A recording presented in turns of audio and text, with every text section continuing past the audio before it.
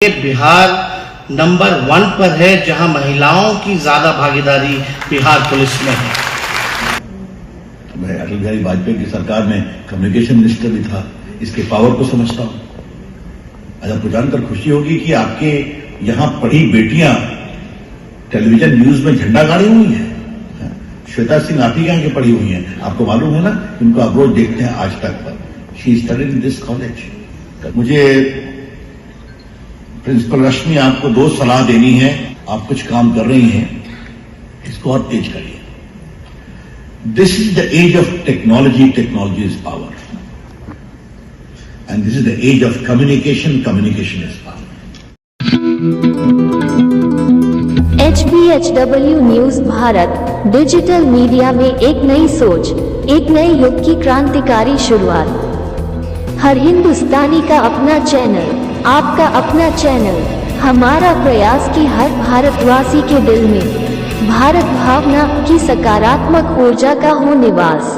हम समझते हैं आपके दिल के हर जज्बात को, हर दर्द को स्वयं और अपने परिवार को सशक्त बनाने और हमसे जुड़ने के लिए इस चैनल को करें लाइक, शेयर एंड सब्सक्राइब।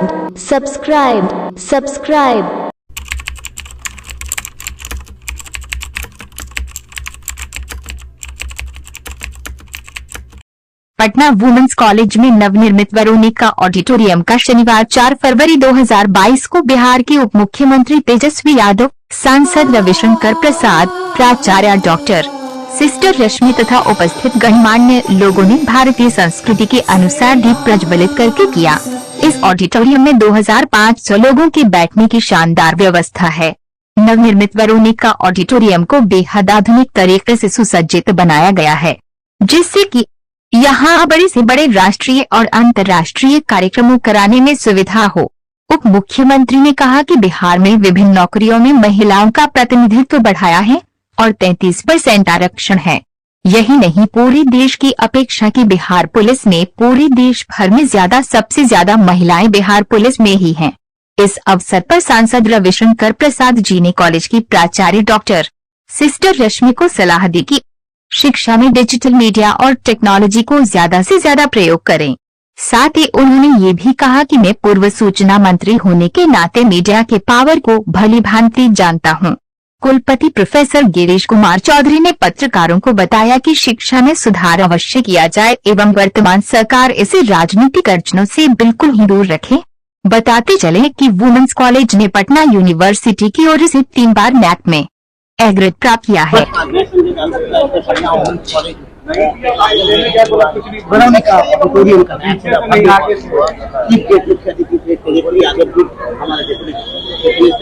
और हमारे MP साहब ये भी तमाम पटना के वासी थे, जिनको बहुत अच्छा लगा। ऑडिटोरियम बना, आप बताइए इसके बारे में।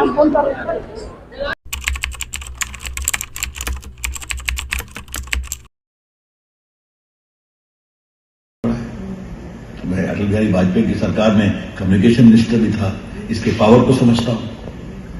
आज आपको जानकर खुशी होगी कि आपके यहां पढ़ी बेटियां टेलीविजन न्यूज में झंडा गाड़ी हुई हैं। श्वेता सिंह आप ही यहाँ की पढ़ी हुई हैं, आपको मालूम है ना, इनको आप रोज देखते हैं आज तक पर। She studied in this college. कई और स्कूल्स में देखता हूँ, क्रिकेट में देखता हूँ, स्पोर्ट्स में देखता हूँ। तो ये अपनी परंपरा को आप और आगे बढ़ाइए। और ये जो इंक्लूसिव डेवलपमेंट है आपके कॉलेज का,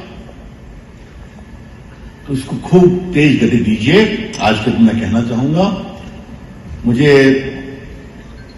प्रिंसिपल रश्मि आपको 2 सलाह देनी है, जो मैंने पहले आपको इंडिकेशन दिया था। आप कुछ काम कर रही हैं, इसको और तेज करिए। This is the age of technology, technology is power, and this is the age of communication, communication is power. आपने मीडिया को छोड़ा है, अच्छी बात है। आप डिजिटल मीडिया को कैसे अपने ट्रेनिंग का एक पार्ट कर सकते हैं, इट इज डिजिटल वर्ल्ड, इसके बारे में सोचना चाहिए। और दूसरी बात मैं कहना चाहूंगा कि ये जो पूरे टेक्नोलॉजी की बात है, as a former communication and IT minister of India, I am seeing the expanse of technology in the world. आपको विचार करना चाहिए कि आपकी बच्चियों के लिए टेक्नोलॉजी का एक्सपोजर क्या किया जाए।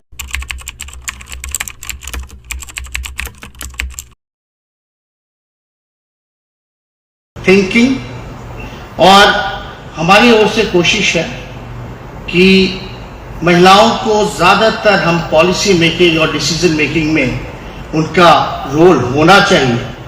इसको देखते हुए हमारी पार्टी ने भी काफ़ी कोशिश की है, चाहे पॉलिसी मेकिंग हो, डिसीजन मेकिंग हो, उनको इंक्लूड करने का। और हमें काफ़ी खुशी है, चाहे टिकट डिस्ट्रीब्यूशन के मामले में भी अगर बात आती है हमारे पार्टी में, तो महिलाओं को जो है रिप्रेजेंटेशन हम लोग देते हैं। आप ही के कॉलेज की फैकल्टी हैं और उसी कॉलेज में प्रोफेसर रही, लेक्चरर रही हैं, उनको भी हम लोगों ने टिकट दिया, वो भी एमएलए का चुनाव जीत करके आई हैं। तो दैट शोज कि महिलाओं में जो है काफ़ी पोटेंशियल है और वो कर रही हैं। हमारे नीतीश कुमार जी और हमारे बिहार सरकार ने महिलाओं को 33%, 33% जो है लगभग महिलाओं को नौकरी में रोजगार दिया है। और अगर पूरे देश की किसी भी पुलिस डिपार्टमेंट की बात की जाए तो हम खुल करके कहना चाहेंगे बिहार नंबर 1 पर है, जहां महिलाओं की ज्यादा भागीदारी बिहार पुलिस में है। मैं इस समय पटना वुमेन्स कॉलेज ऑडिटोरियम नया खुला है, आइए उनसे बात करें। मैम गुड इवनिंग, बताइए आज आपका नाम और परिचय दीजिए।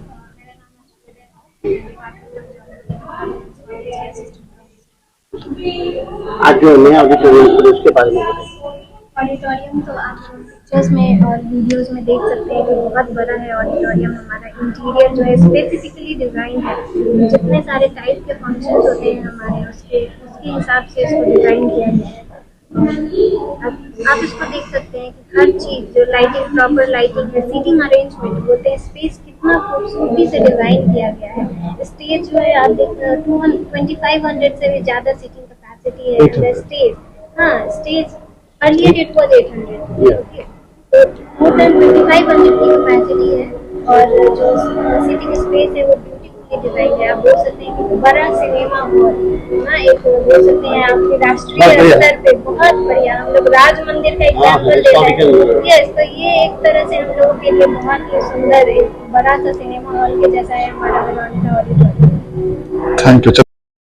पटना विमेंस कॉलेज की स्थापना महिलाओं को उच्च शिक्षा देने के उद्देश्य से 1940 में इसकी हुई थी। ये पटना विश्वविद्यालय से संबद्ध है। ये कॉलेज विज्ञान, कला, वाणिज्य और व्यवसाय में स्नातक और स्नातकोत्तर पाठ्यक्रम प्रदान करता है। सही शिक्षा व्यक्ति को अनुशासित और अंतः संस्कारी बनाती है। शिक्षा के किसी भी केंद्र को सर्वप्रथम एक अनुशासित एवं सुसज्जित ढंग से दिखने की आवश्यकता होती है, जो कि आपको इस कॉलेज में हर जगह दिखाई पड़ती है। ये जितना सुव्यवस्थित और सुसज्जित है उतना शायद ही बिहार का कोई भी यूनिवर्सिटी, कोई विश्वविद्यालय आपको मिलेगा। ऐसी व्यवस्था जो कि बड़ा ही अनुकरणीय है। आज किसी भी विश्वविद्यालय का कुलपति कहलाना बड़े ही गर्व और शान शौकत की बात होती है, लेकिन सच्चे अर्थों में कुलपति बन जाना यह बहुत ही बड़ी बात है।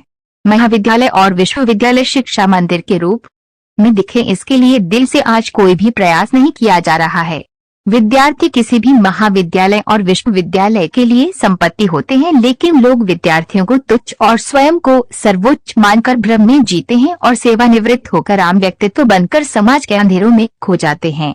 समाज और देश हित में शिक्षा से जुड़े हुए लोग अपनी अहमियत बनाए रखें, यह भी सीखने और लागू किए जाने की जरूरत है। 1835 ईस्वी के पहले जहां भारत के हर गांव में कम से कम 1 से 2 शिक्षा के केंद्र हुआ करते थे, जिन्हें भारतीय संस्कृति में गुरुकुल कहते हैं।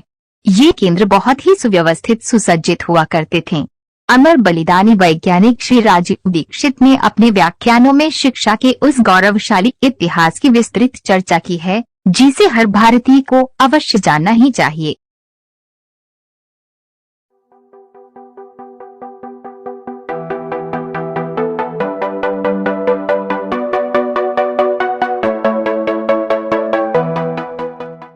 ये सोचकर निराश, नकारात्मक और कुंठित मत हो जाओ कि इस देश ने हमारे और तुम्हारे लिए क्या किया, बल्कि जिस भारत के कतरे कतरे को लाखों करोड़ों शहीदों के लहू और तपस्वियों के त्याग बलिदान से सिंचित किया। इस महान राष्ट्र के लिए हमने और आपने क्या किया?